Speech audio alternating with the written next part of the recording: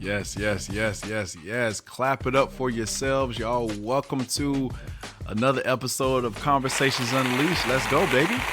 Let's go. We are here today, y'all. I am so glad to have y'all here. Thank you for coming back. This is Conversations Unleashed Rising Together. My name is Michael Bonner. I am a 4th and 6th grade teacher at the Ron Clark Academy. I'm an international keynote speaker, baby. I'm an author. I'm a philanthropist, and I'm also now a podcaster who's running his own studio, and you're checking that out now. You can see this on YouTube if you want the visuals, but if you're listening on the way to work or to the workout, listen podcast, Spotify, Apple Podcasts, or where you need to be. Today, we are diving into a topic that's real. Today, I am not holding any punches, and today, I hope that you are prepared for that. So let's go ahead and get ready to transition to it, because today's topic is going to be called, I hope you are ready for this, when students get on your nerves and why that matters. Today's topic is when students get on your nerves and why that matters. Let's go.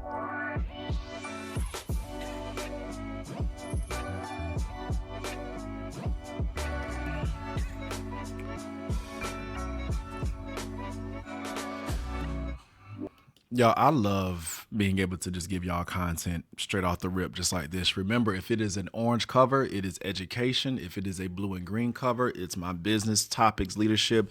And remember also that if it is a blue cover, I have gone live. These past 2 weekends, I've gone live with my students playing Fortnite. We have Always Anonymous that is here as well. That's a spicy one. I'm working on that one, y'all, because I think I have a trick where people can call in, right? Imagine people calling into the show. So let's dive into this, all right? When students get on your nerves and why that matters, I'll tell you this. So last week, we got back from the trip to Utah with the 7th graders. If you go to my Instagram right now, I posted a video of one of my great students, Marley, who ran into me. I was trying to catch her. Some people were saying that I walked into her pathway. No, if you've ever been skiing before, you look at how fast Marley was going, you will know that she was not slowing down, okay? So I broke her fall. Y'all, we had a good time. But I would tell you this, being with the 7th graders, it showed me a lot. And y'all know this is our safe space in this podcast, so we're going to keep it all the way 100.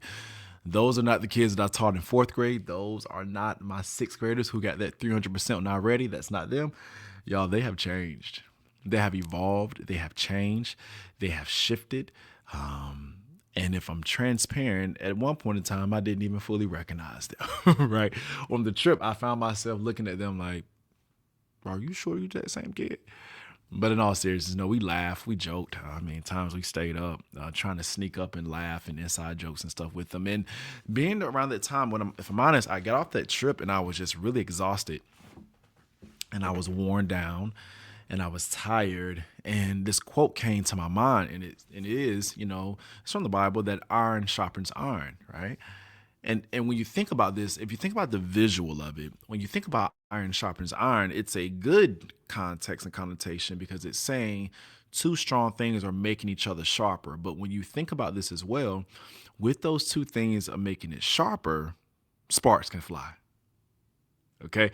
I need you to clip this, okay? Listen, the saying says, iron sharpens iron. And if that is the case, you are sharpening each other in conflict. You're touching each other aggressively, whether it's challenging yourselves, mentally, emotionally, etc. That constant friction creates sparks. And let me tell you something, this is how we know. This is the result of, and how I know that in the process of spending time with kids, this is the truth. Students get on teachers' nerves, teachers get on students' nerves, and the parents can get on the teachers and or the students' nerves as well. It's like this triangle, and nobody wants to say it. Nobody wants to say it. But the truth of the matter is, when you're working that close with someone in such a delicate space, you're going to get on each other's nerves. If you ask me, though, that's where you can envision the sparks flying from the iron sharpening iron, right? My question now is, what do we do about it? And I want to encourage you to let you know that, it's a natural part of the process. I think if you get close to anybody, if you spend time with anybody, you'll begin to see things about them that wasn't there in the beginning, or maybe it was, but because you got to a deeper level of knowing them, you begin to see, you know what, I don't know how I feel about that thing, that characteristic, right? And I want to challenge you to lean into that, because that's what I'm doing right now. And I think the reason I wanted to start this podcast with this is because, y'all, sometimes we just simply forget that, um, us working with students so closely, there's going to be times where there will be a lot of friction. We are walking with them as they're changing through their feelings, through their friendships, through their self-identity, through their confidence, even physically. And here's a light bulb, boop. We are changing as well right in front of their eyes. So both of us are evolving and developing, but as an educator, you have the responsibility to make sure that those kids are growing into incredible and mature adults. And sometimes those shifts are not always easy, but if you ask me, that's where the real connections and things take place at. I guarantee when the seventh graders graduate, when they start going back through some of their favorite memories, I'm sure some of their favorite memories are not just going to be solely based inside of what they learned inside of the classroom, but really based around moments like we had in Utah, moments of laughter and moments of hardship where they were trying to figure it out and someone stepped in and leaned in with them while those sparks were flying. And I know everybody deals with a different classroom, because y'all, let's be clear, okay? Let's be very clear. Some of the people that you follow online on social media, they are working at a school where kids are hitting them, where parents are verbally disrespecting them and cussing them out and stuff, etc. I do not want to gloss over this at all. Let's be very clear. There are some teachers out there in the United States of America that are working in conditions that are absolutely crazy. And I think that we should give them a round of applause. We should give them a round of applause for sticking up, for not quitting, okay? Because it is a difficult thing to work with children, but when you're working with children who don't have the necessary resources or missing the basic needs, and you don't have the structure or infrastructure to bring, to calm their nervous system down, it is difficult. And that is why I can't stand anyone that talks about how easy it is to work with kids and you don't work with kids. Stop that. Matter of fact, stop that. It is hard working with children in any demographic and in any different space. And I want to make sure that we give flowers to those that are doing those things. And if you are experiencing those fireworks and things right now, I know it's hard to navigate. It is difficult to navigate. My students do not listen to me all the time. I can't tell you how many times I've had to repeat the same thing 4 to 5 times after you've said it, after you made everybody stop and pause and put their hands on their lap, and you still tell them and they still have the same question. But there is one fundamental thing and one fundamental quote that has stuck with me since my 4th year of teaching, and I really developed it after the Ellen DeGeneres show. And it's basically this. It says, you can't demand a withdrawal from someone you have never invested in. You cannot demand a withdrawal from someone you've never invested in. And in the moment where kids are getting on our nerves and we're getting on their nerves and sparks are flying and things like that, y'all, I just want us to remember those investments. I want us to remember what are some little things that you can do, even if it's uncomfortable, to make sure things happen. For example, with us, for iReady, we're trying to break history here.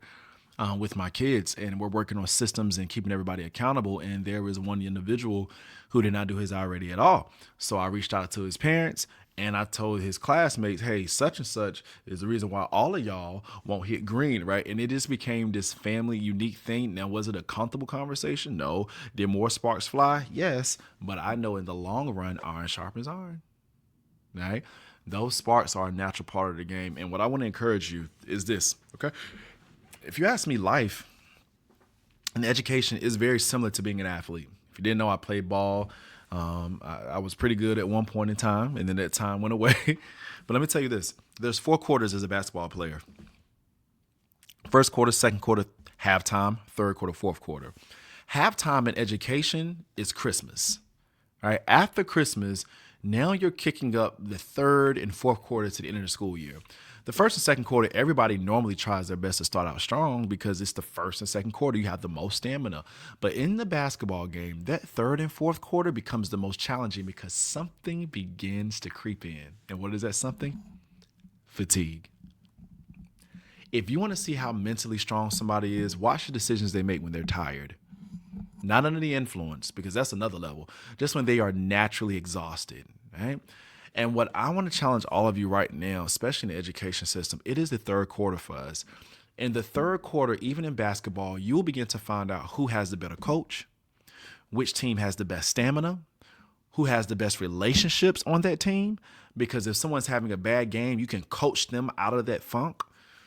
Q3 is very important. And we're in Q3 right now. And everybody is getting on people's nerves. The students are getting on some of the teachers' nerves. The teachers are getting on the students' nerves and some parents' nerves. The parents are touching some students' nerves and touching some teachers' nerves. And it's just this bowl, an arena of just emotions and sparks flying because iron sharpens iron. But what I want to encourage all of you to know is that, hey, the friction is normal. It's what we're going to do about this friction. What are we going to do about the kids that are not listening? What new system are we going to put into place to stop that from happening, especially before the fourth quarter comes, especially before the standardized assessment comes? Because let's be clear, newsflash, people, okay? A kid cannot pass. You can't expect a kid to have full freedom to act out however they want to for the whole entire year, first quarter through the third quarter, then the fourth quarter is turn on the switch, and all of a sudden you expect them to be above grade level. Baby, that's not happening. It's not happening, right? So if there's any issues and stuff right now, it's okay to talk about it and address it. And I think that will lead to a better ending of the school year and a better classroom climate and a better educational experience for everybody involved. So I made this episode to let you know that no one is immune, that at any point in time, a child or a parent or a colleague or anybody can irritate our nerves, and that's just sparks flying.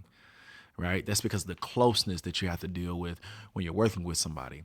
What I want to challenge you with this, though, is very simple. What can you do about it, especially now that we're in Q3? And if you can figure that out, you'll have some real good results by the end of the year. All right. I'll see you later this week for a business episode. We're going to talk about something which is very dear and important to me. Money, helping others. I'm really excited about that. And everybody, I want you to take care of yourself. All right. I am praying for you. I love you. Hopefully your Tuesday went well. And if anything, just remember that it is not abnormal to have some friction with the people that you're working with. It becomes dysfunctional when that abnorm has now become a norm and nobody has done nothing to address it. Not just talking about the beliefs and expectations. We're talking about actual systems to correct the behavior to make sure that everybody's okay. All right. I love y'all. Be careful of those sparks flying and know that everything's going to be okay. All right. We're going to finish this year off in a beautiful way. I love you. Take care of yourself. And I hope the rest of your 2026 is powerful. And never forget, legacy over likes. Peace.